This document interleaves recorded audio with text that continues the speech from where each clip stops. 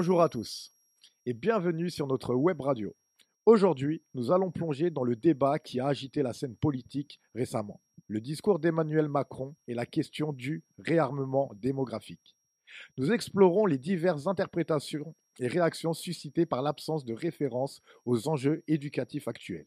De plus, dans un contexte sociétal en constante évolution, nous aborderons également la question essentielle de ce que signifie être parent en 2024. Comment les rôles parentaux ont-ils évolué? Quelles sont les attentes et les défis des parents d'aujourd'hui? Restez avec nous pour un débat animé et des perspectives enrichissantes sur ces sujets qui nous concernent tous. Maintenant, nous allons donner la parole à Dylan qui va tout simplement nous expliquer un peu plus en détail tout cela. Merci à vous. Alors, bonjour à toutes pour le coup. Euh, donc merci d'avoir accepté notre invitation dans l'émission Radio Charonne AEPCR. Donc avant toute chose, nous allons nous présenter rapidement. Donc on est quatre étudiantes et étudiants moins perso de l'université Paris-Est Créteil en deuxième année de master en sciences de l'éducation, animation, éducation populaire. Donc moi pour ma part c'est Dylan. Moi, c'est Émilie. Moi, c'est Lucie. Et moi, c'est Emma. Alors, vous l'aurez peut-être deviné, aujourd'hui, on va vous parler de parentalité et plus précisément de ce que ça veut dire réellement être parent en 2024 ou futur parent. Euh, donc, notre envie est de créer une discussion autour de ce sujet et nous commencerons par une actualité assez récente qui est le réarmement démographique. Donc, sans plus tarder, on va passer à notre première rubrique intitulée Les parents dans l'actu. Donc, je ne sais pas si vous avez vu passer cette information dans les différents médias, mais à l'occasion d'une conférence de presse tenue le 16 janvier dernier, donc le président français a abordé de nombreux sujets. Il a parlé d'éducation, de santé et roulement de tambour, de l'infertilité. Donc, il utilise des termes forts et parle donc de réarmer démographiquement le pays. Mais en soi, qu'est-ce que ça veut dire? Donc, ça veut dire, avec d'autres termes, relancer le nombre de naissances en France. Donc, en effet, il y a eu seulement, entre gros guillemets, 678 000 enfants nés. Moi, je trouve que c'est un gros chiffre. Mais visiblement, en fait, c'est le taux de natalité le plus bas depuis 1946. Donc, on a par rapport à 2022, ça représente une baisse de 6,6% de naissances. Donc, notre première question pour vous, c'est est-ce que, enfin, on aimerait savoir ce que vous pensez du terme réarmer, parce que nous, on trouve que ça a une signification assez forte.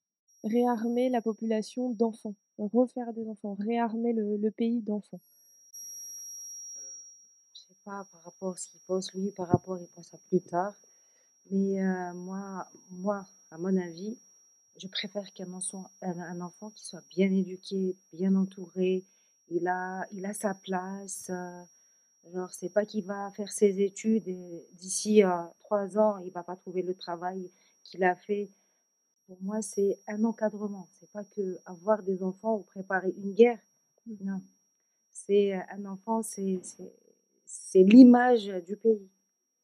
Pour moi, c'est ce que je pense. Après, réarmer un enfant pour se battre, non.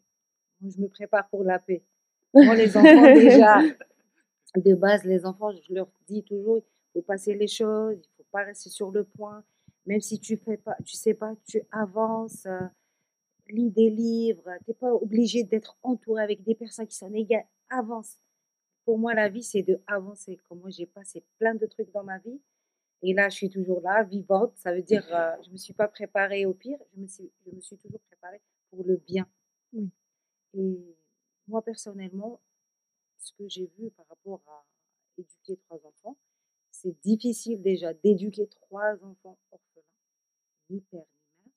Déjà, le manque des parents. Bon, eux, ça va, ils sont très bien. Déjà, ils n'aiment pas quand je dis ils n'ont pas, pour eux, c'est des enfants. Bah oui. Et du coup, pour moi, nous, on ne voit pas ce qu'il y a de l'autre côté. Pour nous, ça va, là, on mange, on est bien. Même, il y a des enfants 100% français qui ne sont pas bien. C'est pas parce qu'ils n'ont pas, je sais pas, peut-être ils n'ont pas de parole, ils n'arrivent pas à avancer ou Ils n'arrivent pas à avancer dans leur vie, ou ils ont un encadrement qui n'est pas bien fait, parce que nous, déjà, on doit être encadré par l'État, les enfants. Parce que je suis née en Algérie, je suis une Algérienne, et du coup, il y a rien qui va m'arrêter. Dans la vie, il y a rien qui va m'arrêter. Juste un truc, c'est la mort. C'est pour moi. Après, chacun ce qu'il va dire. Il y a des gens qui ont un petit problème, ils arrêtent. Du coup, excuse-moi, est-ce que je peux tutoyer? Oui, Pour bien valider. sûr. Ah, OK. Oui, bien sûr. Du coup, donc pour toi, quand on parle de réarmer, tu plus pour, enfin pour toi, c'est le plus important, c'est, la qualité de l'éducation plutôt que faire des enfants, faire des enfants, Ah faire bah des oui, enfants. ça sert à quoi faire des enfants qui sont pas bien? Déjà, le manque, il y aura un manque d'éducation. Il y aura une population qui va être, par exemple, il y a des gens qui font la population, mais ils sont bien encadrés. Si on va voir dans un autre pays, ça va, ils sont bien, ils ont tout, l'éducation, les études, le travail aussi. Généralement, là, il y a des étudiants, ils font leurs études parce qu'ils ont envie de faire la chose. Mais plus tard, des fois, ils ne trouvent pas ce qu'ils veulent. C'est pas qu'en France, ça se passe partout, mais pour moi, c'est de tracer. Pour moi, c'est au lieu que je fais que des enfants, il y a des savants, il y a des médecins, il y a des profs, on avance sur autre chose. Oui, c'est normal, il doit protéger son pays en cas où, mais pas avec des futurs. Merci beaucoup pour votre réponse. Est-ce que, avant de partir, peut-être vous voulez En fait, rebondir? c'est facile de faire des enfants, mais c'est dur de les bien élever et de préparer tout ce qu'il faut pour eux. Oui. Et pour avoir des enfants, on pense à l'avenir. Ça veut dire le jour où je vais ramener des enfants, je veux bien qu'ils soient bien élevés, ils ont tout ce qu'il faut, et je veux bien que ça soit dans la paix. Bah, merci beaucoup pour ces réponses. Et vis-à-vis de ce sujet, on pourrait aussi se demander, mais qu'est-ce qui explique du coup cette baisse? Donc possiblement le Covid, il y a eu beaucoup de bouleversements récemment, dans la vie des personnes, des parents, des futurs potentiels parents. Et du coup, on a une question donc, est-ce que vous avez ressenti, récemment, en tant que parent ou donc futur parent, une peur pour l'avenir de vos enfants à cause, de cette épidémie mondiale, par exemple? Ça va être coupé, mais on ne peut pas revenir sur la question du terme réarmement. En fait, c'est parce que Saleha, elle a soulevé un truc très intéressant. Le premier mot qu'elle a dit, c'est guerre. Et en fait, c'est un peu le terme sous-jacent de l'expression qu'il a utilisée, M. Macron. En premier lieu, on peut se dire que c'est un petit peu inadapté, même indélicat d'utiliser ça. Mais on se rappelle très vite que c'est un représentant politique avec toute une équipe de communication derrière et qu'en fait, tous les termes et tous les discours qu'il prononce sont parfaitement bien taillés et très très bien choisis. Dans le contexte actuel, je pense que ça a un impact encore plus important, surtout avec ce qui se passe en termes de géopolitique dans le monde. Et le réarmement, on peut tout de suite justement penser à la guerre, mais évidemment, c'est un réarmement économique, un réarmement social.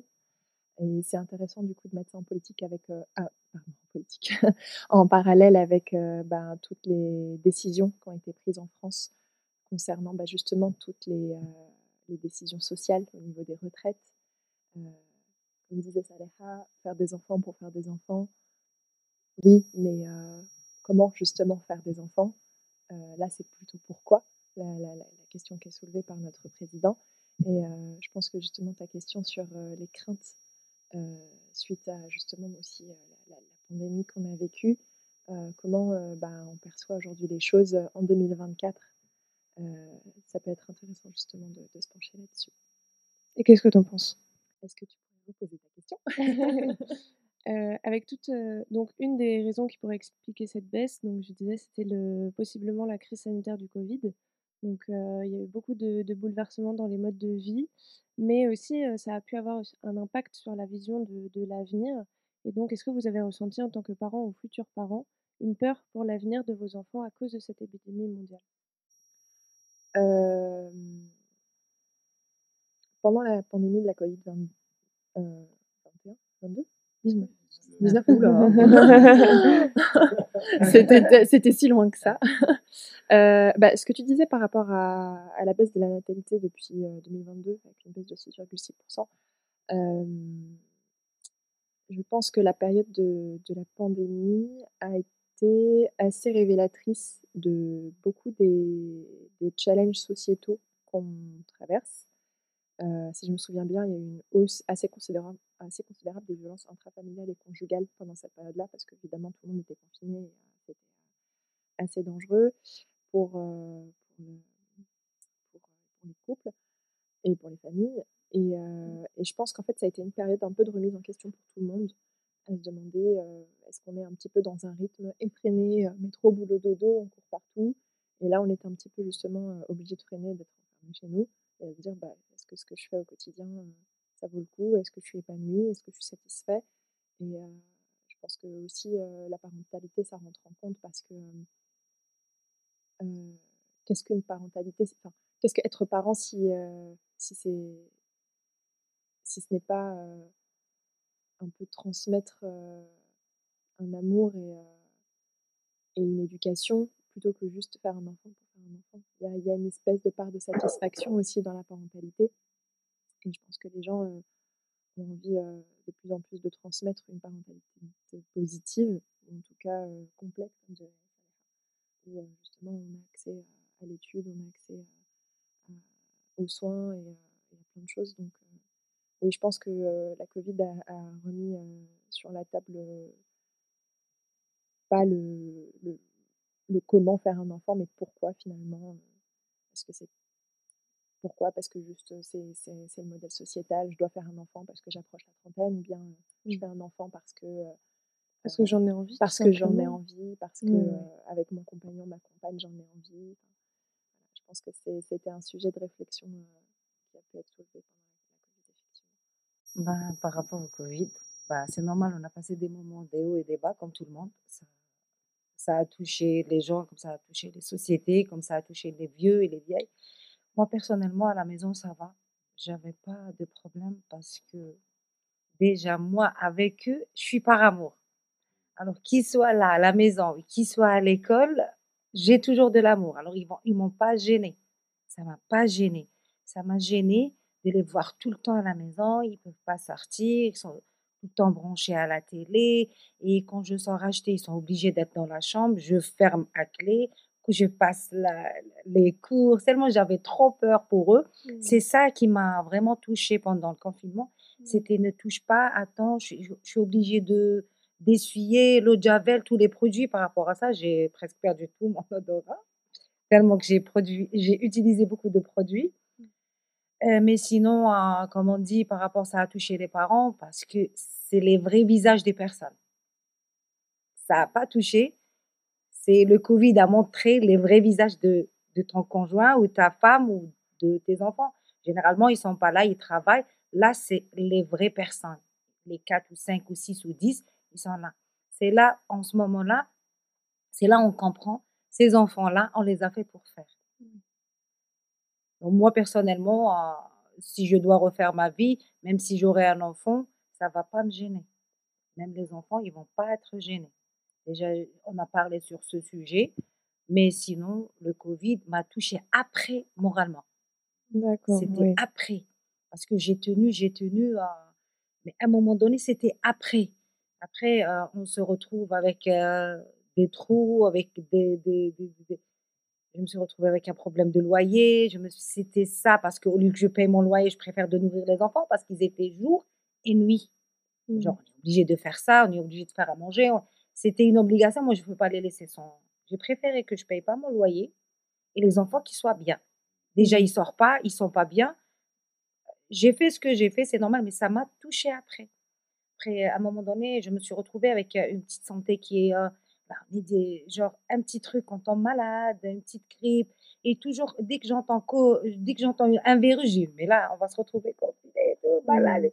Mais moi, à la maison, ça n'a pas touché, ça a touché personne. Personne n'a eu le Covid. À part la grande, elle a eu le Covid après. C'était Oui, ok. c'était après, mais c'était Elle ne voulait pas être exclue. Après, elle a eu 3 jours, mais elle n'avait ni de fièvre, ni c'est Mmh. normal, c'est comme on dit, une grippe normale maintenant. Le covid, Oui. c'est une grippe normale. Après, moi, Donc moralement, ça a touché après. Et ce qui concerne à la maison, ça m'a pas touchée. donc ça a plus eu, des difficultés sur le coup organisationnel, pardon, plus qu'un impact du coup sur, votre décision, enfin sur, vo la vision, que vous avez de l'avenir pour vos enfants ou même, peut-être sur, du coup l'impact que ça peut avoir sur, «Est-ce que Ben, j'ai envie d'avoir des enfants dans ce monde?» en ce moment, en ce moment. Excuse-moi, je suis Oui, désolée, oui. parce qu'en fait, Saleha a déjà 3 enfants. Oui, mais je parlais aussi à Clotilde et tout le moi, on monde. n'en a pas justement et c'est vrai qu'il y a quand même, tout l'enjeu de se dire, mais nous, en fait, dans quel environnement? C'est vrai qu'avoir un enfant, du coup, dans cette période, c'était stressant, mais c'est vrai que même en termes au niveau de l'environnement, je me suis quand même beaucoup posé des questions sur l'impact écologique. On l'a bien vu pendant la Covid, comme on a été confinés, l'effet en fait, de la diminution de l'activité humaine, comment en fait les taux de pollution ont drastiquement baissé. Et je me suis dit, mais c'est fantastique si c'était comme ça tout le temps pour pouvoir amener nos enfants dans un endroit où ils peuvent profiter de la nature, profiter de l'air frais, voilà, où ils ne sont pas tout le temps matraqués dans les médias à se demander si la terre va brûler demain ou si on va finir inondé parce qu'en fait on habite en bord de mer, voilà. Donc oui, évidemment, il y a eu un moment où je me suis dit, est-ce que c'est une bonne idée d'avoir un enfant aujourd'hui en 2024 dans les conditions actuelles? Et la Covid, justement, ça a été un moment crucial de se poser la question. Et ouais, parce que, au-delà d'une crise, d'épidémie mondiale, en ce moment, on fait aussi beaucoup face à des crises, climatiques, donc l'augmentation des températures, les catastrophes naturelles, donc incendies, inondations. Est-ce que justement ça peut, changer, la décision d'avoir des enfants, ou non? Bah, oui, moi justement, c'est ce à quoi je pensais depuis tout à l'heure, où c'est plus, moi j'avoue que le covid, c'est pas tellement ça qui a joué, mais plus la situation, climatique, heu, la situation, bon, ça a été assez développé au niveau du climat, donc je vais pas revenir, mais aussi, tout ce qui est économie. C'est vrai que quand il y a eu tous les débats sur les retraites, la réforme des retraites, on y pense et puis, oui, voilà, est-ce que aussi on a assez d'argent, enfin, pour, avoir des enfants et les élever dans de bonnes conditions et vu qu'aujourd'hui, c'est difficile en termes de précarité, on n'est jamais sûr de conserver son emploi, enfin et puis, oui, voilà, ça pose beaucoup de questions, je trouve aussi, économiquement et donc on parlait réarmement, guerre et c'est vrai que aussi tout l'enjeu, enfin, il y a quand même beaucoup, beaucoup de conflits, en ce moment dans le monde et pas tellement qu'on se dise que demain on va être concerné, mais il y a quand même enfin les médias, tout est très anxiogène et je me dis: «Mais un enfant aujourd'hui», de toute façon apparemment ça a été dit aussi que les enfants sont plus anxieux et tout ça, mais je comprends parce que déjà moi, quand digérer toutes les informations qu'on a dans les médias, ça provoque du stress, donc j'imagine pas pour un enfant qui est confronté à ça, quoi. Donc oui, il y a beaucoup de choses, je trouve, qui posent question et on se dit: «Est-ce que c'est égoïste de vouloir avoir un enfant?» Bah, merci pour toutes vos réponses et merci Clotilde parce que tu nous as fait une transition, toute trouvée avec, donc du coup, toutes ces discussions, on pourrait se demander, mais est-ce que ce réarmement démographique présenté par le président, est-ce qu'il prend réellement en compte donc la situation actuelle? Donc tu l'as dit, la précarité, par exemple. Donc là, je vais laisser la parole à Émilie pour la deuxième rubrique de notre émission qui est, être parent dans le monde actuel. Voilà, alors du coup, moi, je vais vous reprendre un tout petit peu, enfin, je vais complètement répéter, hein. Ouais, voilà. En fait, aujourd'hui, il y a des difficultés que vous avez bien énumérées, qui agissent comme un frein à la parentalité. En tout cas, c'est ce que j'ai constaté et du coup, je pense que vous vous sentez concerné. Je vais vous en présenter quelques-unes et vous pourrez réagir. Donc, une première source majeure d'anxiété, notamment chez les couples et les personnes qui voudraient avoir des enfants seuls ou pas, la précarité économique. La question qui se pose, c'est comment, subvenir aux besoins d'une famille, si on n'en a pas les moyens? Il y a l'inflation qui est de plus en plus importante, le pouvoir d'achat des Français qui, lui, baisse. C'est conséquent. Donc du coup, Bilal? Donc du coup, je voulais poser la question, parce que du coup, Sarah, tu parlais tout à l'heure de fait que, le covid s'est un petit peu impacté et c'était pour savoir aujourd'hui, est-ce que tu sens, bah, toi comme, vous autres aussi, vous pouvez tous répondre à la question, c'est de savoir est-ce que, on peut sentir une différence, avec, l'inflation, tous les prix qui augmentent et tout? Est-ce qu'il y a une différence, dans la vie de famille que on peut avoir avec les enfants? Ou est-ce que ça freine un petit peu? Oui, ça a beaucoup changé, c'est difficile. Maintenant, c'est un peu difficile. Je suis obligée de faire des économies ici pour faire un anniversaire, et quand je finis un anniversaire, je suis obligée de faire des économies pour faire une sortie, je suis obligée de moralement, je suis fatiguée Mmh. par rapport à ce qui se passe moralement, mais bon, moi, je leur montre pas, mais quand même, c'est difficile. Par exemple, là, en janvier, j'ai 2 anniversaires et du coup, je suis obligée de faire leur anniversaire bien comme on a l'habitude de le faire. Moi, je veux rien changer, mais je leur explique au lieu qu'on se fasse ça, on fait ça ou je change un peu, mais c'est difficile financièrement, c'est, difficile parce que je suis une femme seule aussi. Mmh, ça joue beaucoup. Je suis une femme seule avec les 3 enfants. Bon là, ça va maintenant. On dit: «Ils ont grandi», mais les besoins, ils ont grandi avec eux. C'est ça. C'est à Ils veulent l'époque, des ils ils veulent prenaient un des verre chaussures de plus lait, c'est chères. bon. Maintenant, ils veulent prendre 2 bols de céréales, je vais pas interdire. Lui, il fait le foot, il a plein d'énergie à perdre, je vais pas leur dire: «Non, attends, passe» non, Et puis je en plus, on n'a pas envie de restreindre nos enfants. Mmh. exactement, je veux pas qu'ils vivent dans un déjà, le monde a changé.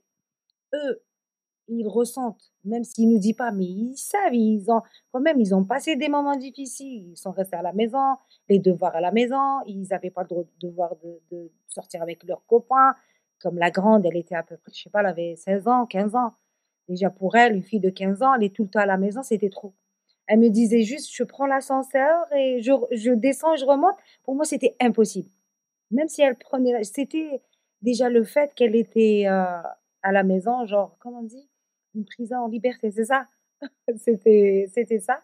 Mais du coup, ça m'a touchée ces dernières oui, ça m'a vraiment touchée. Je me retrouve des fois avec des dettes et c'est, parce qu'ils ont grandi. Même les habits, les chiffres ont grandi, la vie, elle a grandi. Après, quand je fais à manger, je vais pas vous dire: «Je vais faire, un œuf et» non, nous, on mange. Les enfants, ils mangent.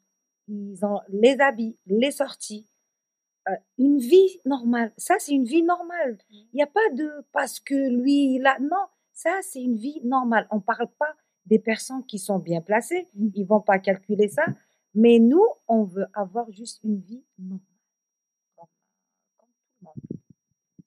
Oui, du coup, par rapport à ce que tu es en train de dire, le besoin, c'est pas uniquement manger, on est d'accord, c'est aussi, à côté, ben, la vie des gens, c'est enfin, surtout des enfants, c'est pas uniquement: «Ah tiens, tu vas manger que ça» et même, en termes de besoins, il y a des besoins culturels, voilà Bah oui, mais j'ai et pas arrêté, mmh, je les ai pas j'ai jamais arrêté le sport. c'est ça. Et par exemple, là, ils viennent à l'aide de devoirs, même si l'école, ils m'ont demandé qu'ils restent, moi, je veux qu'ils changent toujours de Mmh, personne, toujours il va apprendre avec une grande comme il va apprendre avec une petite. mmh, J'ai pas arrêté déjà, pendant le Covid, j'avais des profs qui venaient pour, qui vont, même s'il y aura une rentrée, ils vont pas être perdus. Il y avait une prof qui venait à la maison pour leurs devoirs parce qu'il y avait, à un moment donné, moi, je pouvais mmh, pas, quand j'ai fait des études en Algérie, il y avait des trucs, moi, je connais pas. Il y a des trucs, oui, mais la suite, je connais pas. Comme elle, elle était au lycée, moi, je sais pas. Ah, je peux pas. C'était, comment on dit? C'est plus fort que moi. mmh, Et du coup, les études, il y avait une prof. La prof, on était obligé de payer. C'est pas gratuitement. Le sport, quand ils vont aller au sport, on est obligé de payer. mmh. Ils vont acheter un livre avec, parce que là, après, je me suis retrouvée avec des cartons de livres, hein. J'ai acheté plein de livres, comme le dernier, il aime bien lire et je pouvais pas dire non. Il est tout le temps à la maison, il me dit: «Je veux ce livre». Je peux pas dire non. Même si je vais me retrouver, mais c'est il y a le cerveau qui est en train de manger aussi. Il y a pas Mmh. que parce que moi à la maison, même s'il y a ça, les 3, ils la d'ailleurs la grande, elle est à la fac. Elle a eu un bac de 15 de moyenne. Presque 16, oui. Même sa première année, elle a que des 17, des 18. Elle a, elle travaille parce que je l'encourage. Je suis là pour ça. Je dis ça, c'est un avenir. C'est ta vie. Ça, c'est ta vie. Les études, c'est ta vie. Moi, je suis là. Mais un jour, je vais partir, hein. Bah oui, tes études, ils vont rester à côté de toi. Tu vas te marier, c'est à côté de toi. Tu vas avoir des enfants, c'est à côté de toi. I- Tes études, ils vont jamais changer. Ils vont jamais partir. Mmh. Par contre, autre chose, si, même si tu travailles dans une société d'un jour au lendemain, c'est faillite, tu vas faire quoi? Par contre, tes études, ils sont là. Pour moi, c'est une base. Après, ils sont, c'est pas pour que ils sont cultivés, ils sont avancés, même par rapport à leur âge, ils sont avancés, même ils ont eu des coups à l'école, au collège. Vous comprenez, des fois, il y a des gens qui sont, Mmh. ils savent pas parler. Moi, quand même, ça touche. Mais moi, je suis là, ça va rien changer. Mais pour moi, je suis là, de base, j'ai tout laissé tomber pour leur avenir. Pour rien, pour leur avenir. Moi, l'avenir que je veux voir plus tard, c'est Mmh. une vie bien. Le travail, un encadrement. Comme je dis à la grande, tu veux te marier, moi je vais pas te dire non, tu veux pas te marier, moi je vais pas te dire marie-toi. Non, c'est le jour où tu seras prête. Le jour où tu seras prête, tu as fini tes études, tu veux te marier, déjà tu es bien, bien épaulé. Mmh. Ton enfant, il sera bien, ton mari, il sera bien. Tu vas pas directement t'enfoncer sur un truc que tu sais même pas. Et pour moi, en tant que parent, les études, c'est la chose la plus importante dans la Mmh. vie. Et avoir un bon soutien. Parce qu'avoir les études, tu fais les études et tu fais juste pour faire, ça sert à rien. Même pour le travail, ça sert à rien. Mais je veux qu'ils avancent dans les études, qu'ils soient cultivés. Par exemple, là, ce qui se passe dans les réseaux ou bien ce qu'il dit le président, je leur explique, hein. Voilà ce qu'il a dit, voilà ce il a décidé, voilà comment que ça va se passer. Je leur explique parce que moi, le soir, je vois tout. Tous les médias, bah oui, je dois savoir.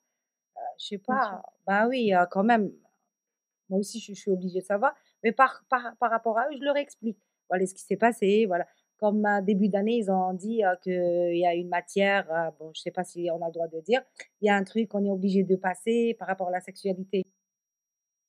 Oui, les cours d'éducation, Voilà, sexuelle et physique, non, c'est pas ça?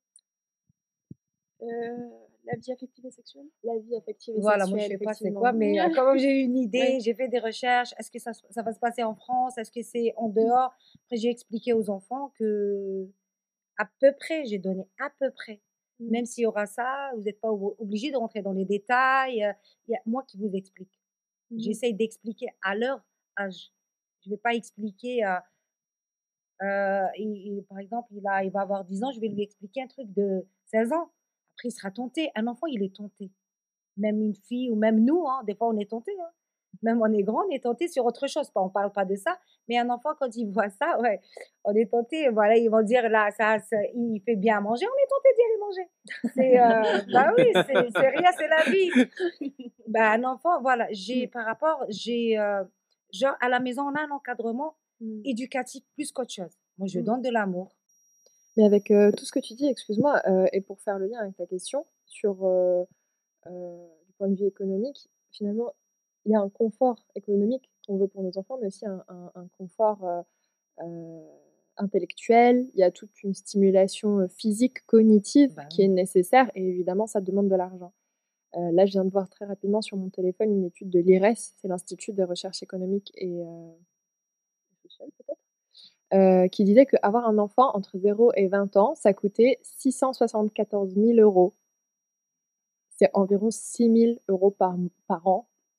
6 000 €, moi, à mon niveau d'étudiante, c'est une somme astronomique.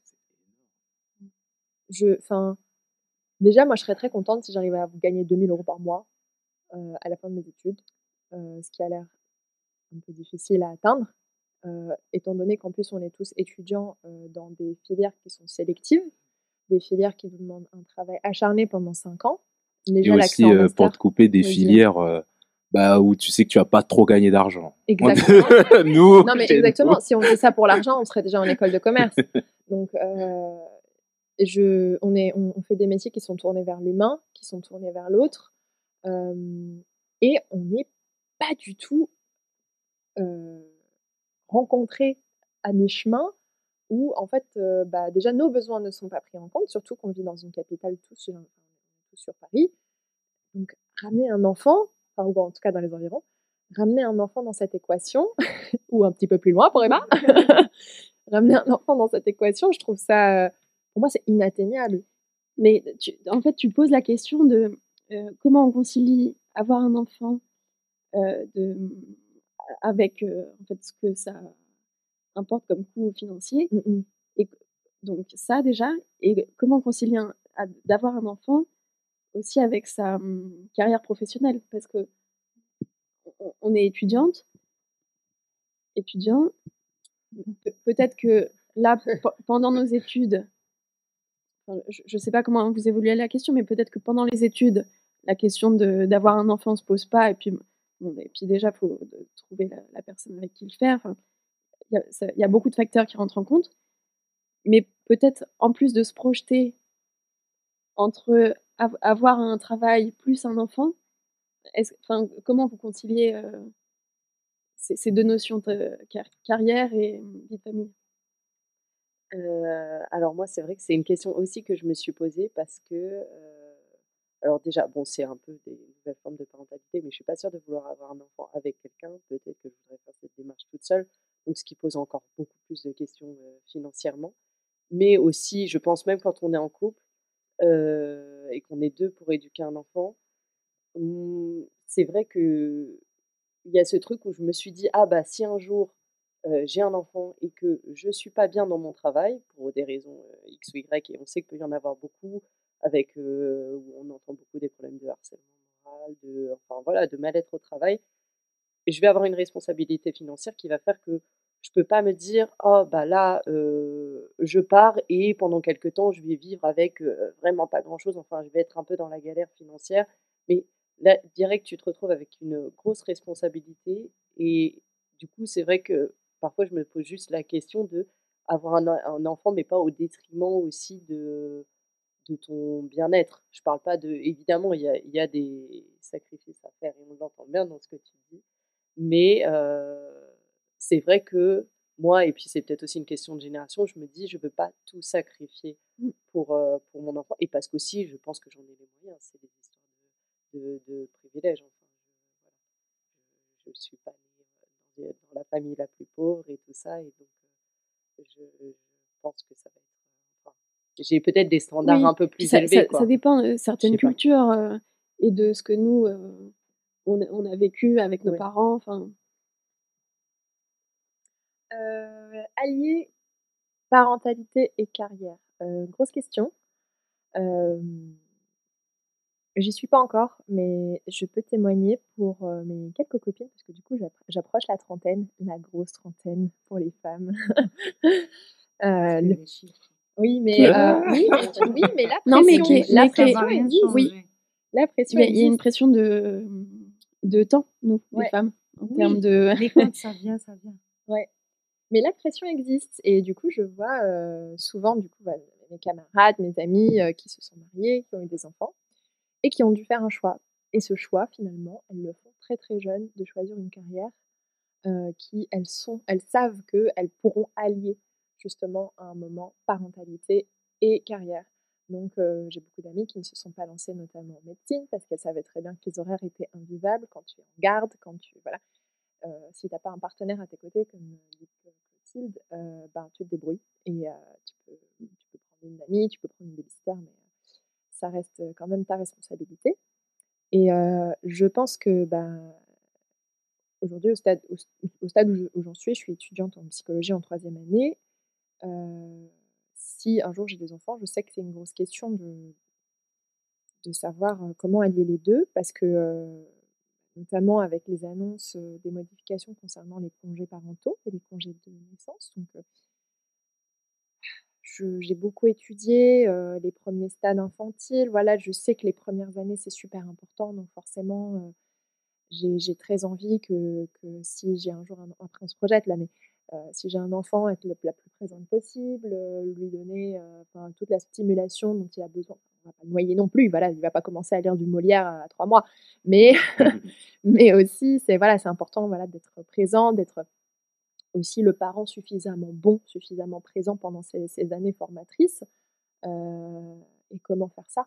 Comment faire ça si à côté, en fait, tout simplement, tu dois survivre économiquement? Déjà que seul, c'est compliqué, comme dit Clotilde.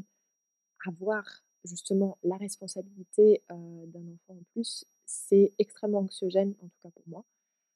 C'est pour ça qu'aussi j'ai beaucoup repoussé, la question, d'avoir un enfant, heu, que ce soit avec, mon ancien partenaire ou même aujourd'hui, à la Même si tu en trentaine. avais le désir? Alors oui, dès 25 ans, je me suis réveillée le jour de mes 25 ans et je me suis dit: «Waouh, ça serait bien d'avoir un enfant». Et je sais pas, il y a eu un après je pense qu'il y a tout un truc hormonal, culturel, voilà, historique, par rapport à ma mère qui m'a aussi beaucoup, poussée vers cette direction. Surtout, voilà, quand on a des mamans qui sont très: «Quand est-ce que tu te maries? Tu vas avoir des Voilà. enfants?» Voilà.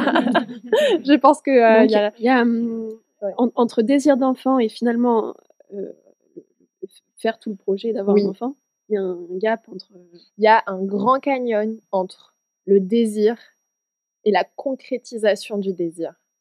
Évidemment que, on a très envie, peut-être d'avoir un enfant, d'avoir une maison, d'avoir, une stabilité financière, mais il y a tout un terrain à préparer. Maintenant, comme dit Saleha, quand ça arrive. Parfois ça nous tombe dessus et c'est comme ça. C'est jamais vraiment le bon moment, je trouve. Enfin, ça, c'est mon avis, c'est jamais le bon moment d'avoir un enfant parce qu'on a toujours un projet sur le feu.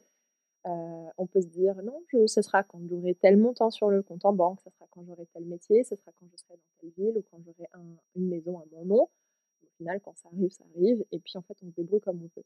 Mais c'est vrai que, ça reste quand même une crainte aujourd'hui en France, en tant que femme, de ne pas pouvoir justement subvenir à mes besoins, encore plus si je me retrouve sans conjoint, heu, avec un enfant. Bah, tu fais, la transition parfaite. Bah, parce que justement, c'est, une des dernières questions de cette rubrique-là et vous pouvez tout y répondre. Et la question, c'était de savoir, du coup, bah, vous êtes que des femmes et c'était de savoir le fait d'être femme, est-ce que ça, rajoute pas une difficulté supplémentaire dans le fait de s'occuper d'un enfant avec, tout ce qui est l'inflation, enfin tout ce qu'il y a autour et le fait d'être une femme, est-ce que ça rajoute pas quelque chose de plus compliqué encore?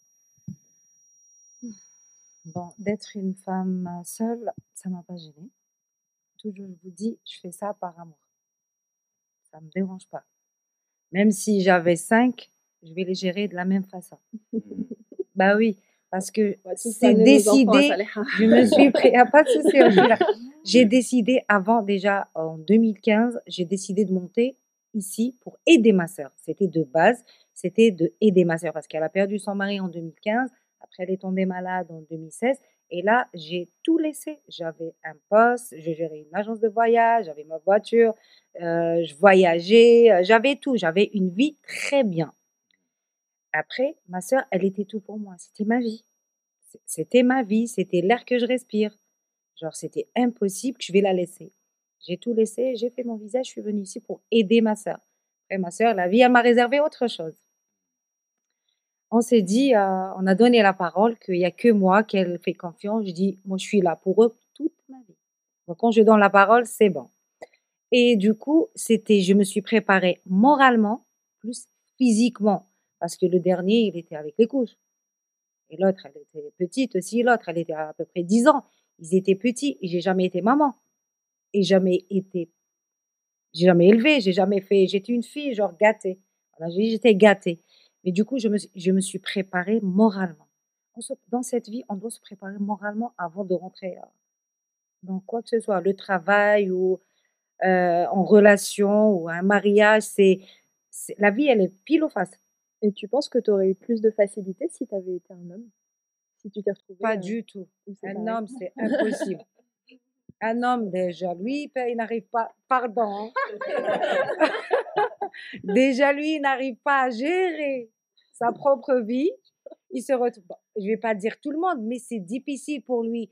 Les couches, le biberon, les études, tu as fait ça, on s'assoit correctement, on mange bien, on parle pas comme ça aux gens, tu es obligé de lire un livre avant de dormir. Ça, c'est un suivi. Jusqu'à maintenant, on est obligé de suivre les enfants. Mais être un homme, c'est pas facile pour lui. C'est très difficile déjà. Il essaye de gérer son enfant. Après, on verra s'il arrive à gérer. Je vais pas dire qu'il y a pas de papa. Si, ils sont là. Mais je vais pas dire non. Il y a des papas bien. Il y a des papas qui sont des papas poules. Là, son enfant, il est tout pour lui. Mais il peut pas bloquer sa vie pour ses enfants. Par contre, une maman ou une mère, ou elle a eu un enfant, ou elle a adopté, ou elle fait, ça reste une personne. L'enfant, je parle des personnes humaines. Genre, quand elle voit l'enfant, elle se culpabilise. Non, il n'a pas fait ça. Non, il n'a pas fait ses devoirs. Non, il couche, il dort comme il veut. Non. Ça, c'est une responsabilité et ça, on doit se préparer moralement. Mais justement, je trouve ça très difficile, Saleha, de se dire bah toute ma responsabilité elle est sur mon dos et la charge mentale, je dois penser à tout, Bah oui. j'oublie rien et bah en fait presque je m'oublie. Non, je m'oublie pas par contre. Je sors, Après, je voyage, j'ai des copines. Je suis pas maman, donc c'est à toi de... Moi, qu'est-ce que je fais? C'est, comme on dit, 1 + 1 est égal 2. C'est un encadrement à la maison. Il part à l'école, à 8 heures, je suis obligée de me lever avec eux. Maintenant, ça va, là, il part seul. Je me lave, fais attention, tu parles pas avec ça, nanani. Il rentre à 16h30, il y a le goûter, ils vont partir faire les devoirs. Déjà, toute la journée, ils sont dehors quand même. J'arrive à faire le ménage, j'arrive à ma vie, ma couleur, moi, parce que moi, à la maison, c'est une autre personne, hein. J'ai ma vie aussi. Ils m'ont jamais arrêté. Ma vie, j'ai bloqué en 2016 parce que je connaissais rien. Même préparer un truc, je connaissais pas. J'étais obligée de rentrer tout le temps sur YouTube, mais j'ai géré quand même. Du coup, après ma vie, elle s'est jamais arrêtée. Jamais. Je profite, je sors, j'ai des amis. Alors là, quand je descends en Algérie, c'est la fête tous les jours. J'ai des copines, je sors avec eux. Il n'y a rien qui m'a arrêtée. Il n'y a rien, genre, on va pas se dire, bon, c'est normal ce qui se passe, le monde, l'argent, c'est normal. On pense à l'avenir des enfants, c'est tout à fait normal. Et parce qu'il y a cet aspect très négatif des enfants, du coup financier, dans quel monde on les met. Mais il y a aussi, et en fait c'est pourquoi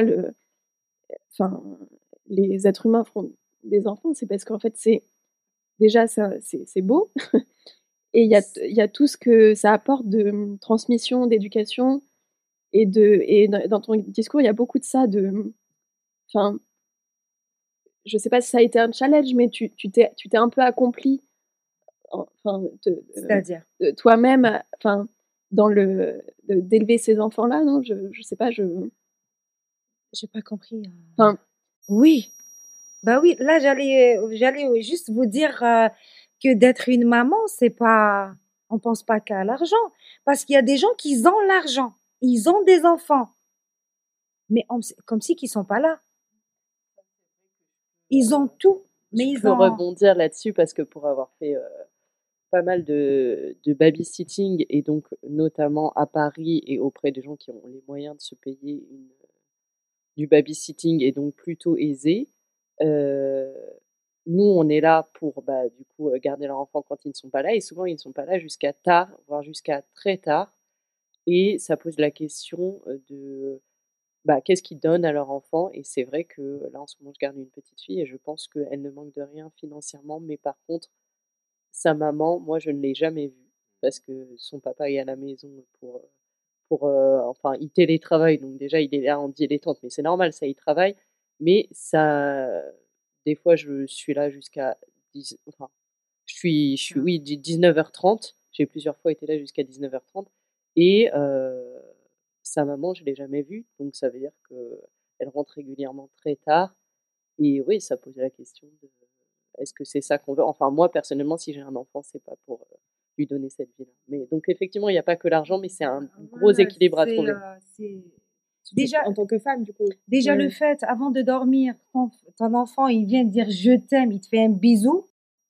Ah là là. Déjà, là, c'est.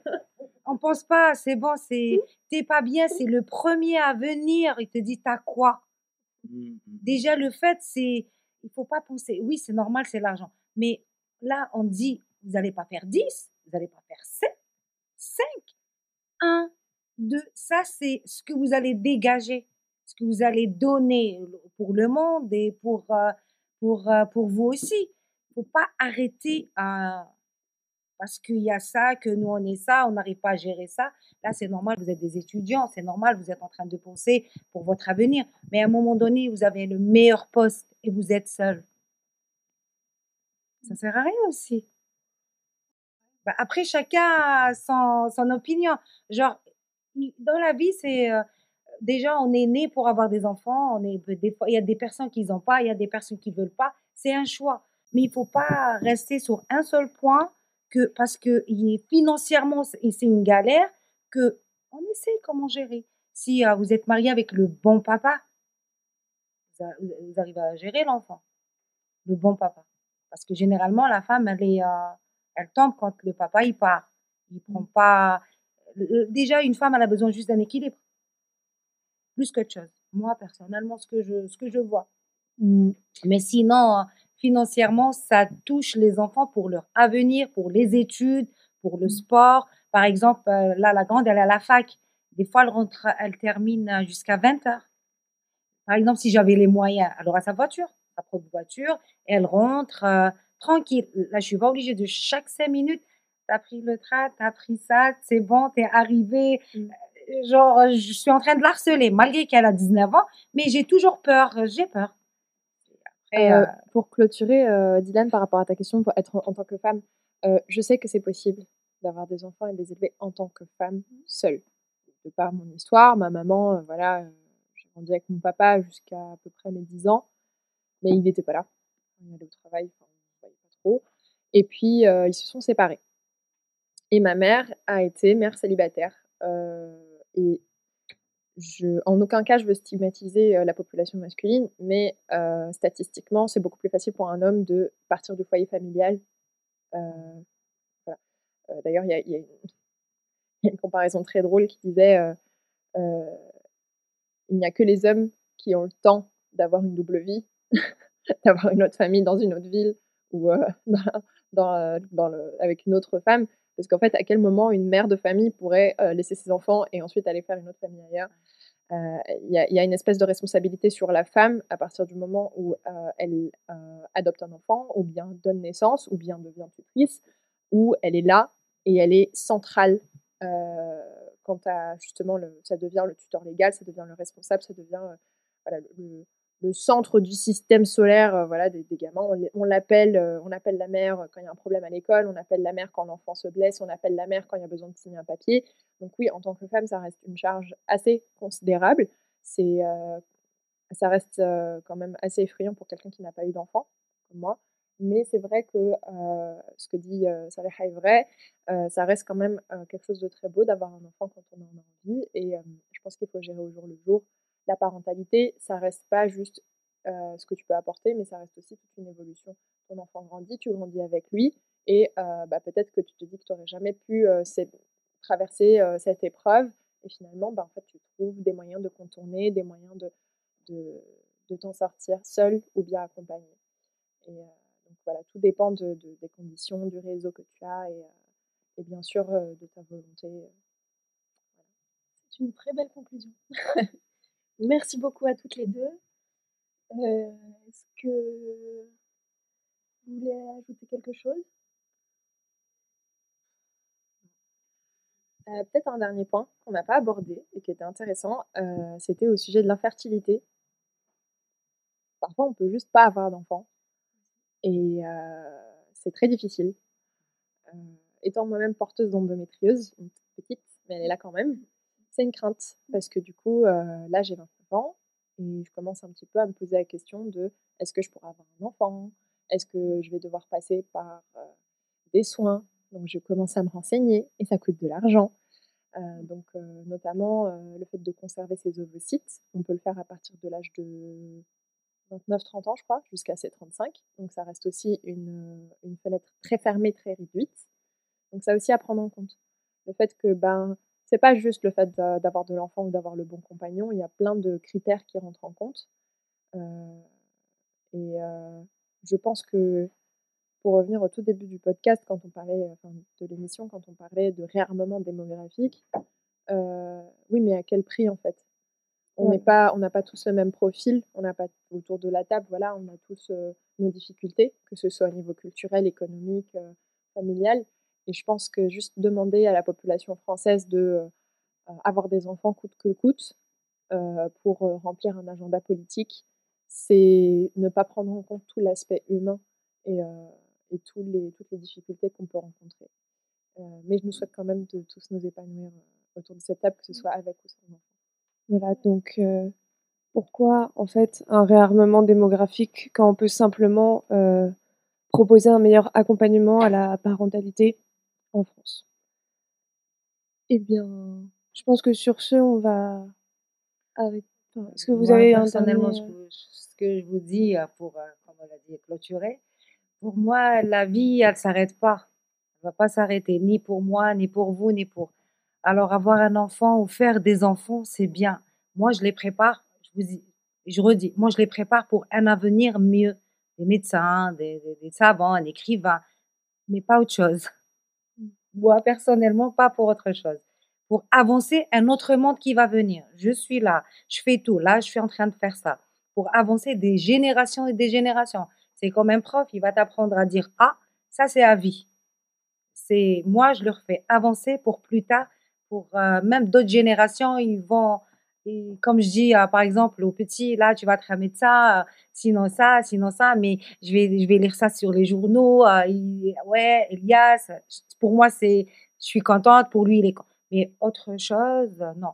Et pour les enfants, moi, la grande, je dis, dès que tu termines tes études, tu veux te marier, je serai toujours là pour t'aider. Un enfant, il va pas te bloquer la vie. Il y a des voyages, je suis là. Bah oui, je suis là pour eux. Tu veux voyager, ton enfant, tu veux sortir, c'est pas ton enfant qui va te bloquer ta journée, je suis là. Oui, mais c'est aussi la chance justement d'avoir, comme on dit en anglais, d'avoir un village, d'avoir des gens qui peuvent nous soutenir. Ça peut être des grands-parents, ça peut être des parents, ça peut être, une voisine, une copine qui peut nous soutenir et être là. Bah, moi, je Donc la soutiens quand même. la parentalité, ça se fait pas seul, évidemment, enfin, quand on a la chance de pas être seul. Bah oui, moi, personnellement, je vais être là jusqu'au jour où je vais partir. Je vais pas les laisser parce qu'elle s'est mariée. Non, ça n'a rien à voir. C'est juste un soutien. Quand moi j'étais petite, j'étais bien entourée. Et eux, ils ont besoin de ça. Pour moi, c'est normal. Ce que je fais ou ce que je vais faire plus tard, c'est logique. Il n'y a pas je vais réfléchir. Non, c'est c'est logique. Après, chacun a ce qu'il donne à moi, je fais ça par amour, je les aime, c'est ma vie et j'aimerais bien les voir, vraiment, et ils veulent avoir des enfants. Je suis là, je les soutiens, je les garde. Je vais pas les arrêter parce qu'il y a ça, ils vont faire premier enfant, le temps qu'ils vont finir, je sais pas, ils vont acheter une maison, ils vont avancer. Après, s'ils veulent avoir un deuxième, ça, c'est un choix. Mais je veux pas les bloquer sur un chiffre. Après, c'est tout. merci beaucoup pour vos Merci. réponses et d'avoir, bah, du coup, discuté de la parentalité, avec nous, voilà, c'était super, merci à vous. Merci pour l'invitation. Merci à tous de ces témoignages vraiment pertinents. Vous étiez sur Radio Sharon. Merci à tous.